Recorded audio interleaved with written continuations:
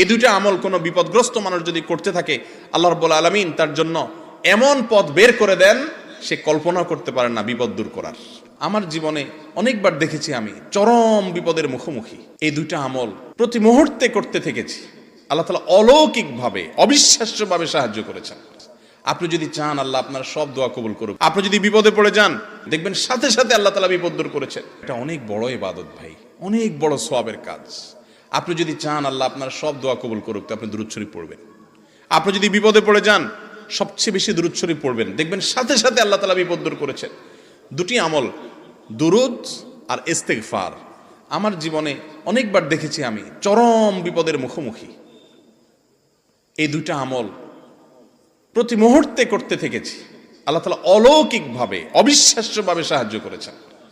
নবী করিম সাল্লাল্লাহু আলাইহি ওয়াসাল্লাম এর হাদিস থেকে স্পষ্ট বোঝা যায়, দুরূদ এবং ইস্তেগফার এই দুইটা আমল কোনো বিপদগ্রস্ত মানুষ যদি করতে থাকে, আল্লাহ রাব্বুল আলামিন তার জন্য এমন পথ বের করে দেন সে কল্পনা করতে পারে না বিপদ দূর করার। তো এই যে দুরূদ, এত ফজিলতপূর্ণ আমল, এই দুরূদটা বসে পড়বে না দাঁড়ায় পড়বে? কথা বলেন। দুরূদ বসে পড়তে হবে না দাঁড়ায় পড়তে হবে? কোথায় আছে দুরূদ বসে পড়তে হবে? এই যে আন্দাজে ফতোয়া দিলে তো হবে না ভাই। কোরআন হাদিসে কোথাও বলা হয় না যে তোমরা দুরূদ পড়ার সময় অবশ্যই বসিয়া বসিয়া পড়িবে, দাঁড়িয়া পড়িতে পারিবে না, কোথাও নাই। তা আপনি অযথা কথা কেন বলতেছেন? দুরূদ বসে পড়বে না দাঁড়ায় পড়বে, কোরআন হাদিসে ব্যাপারে কিচ্ছু বলা হয় না। অতএব এই বসা লোকেরাও দুরূদ পড়তে পারবে, দাঁড়ানো লোকেরাও দুরূদ।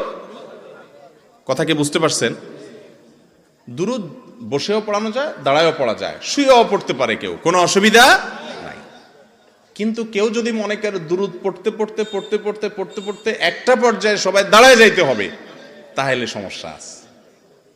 কারণ আপনি দুরূদ পড়তে পড়তে যে হঠাৎ দাঁড়ায় গেলেন, ভাই আমার, আপনাকে কি আল্লাহ রাসূল সাল্লাল্লাহু আলাইহি সাল্লাম দুরূদ পড়ার ব্যাপারে বলেছেন? এই কথা কোরআন হাদিসে কোথাও আছে যে তোমরা যখন দুরূদ পড়বা আমার প্রতি, পড়তে পড়তে পড়তে পড়তে একটা পর্যায়ে আমার সম্মানে তোমরা দাঁড়ায় যাইতে হবে?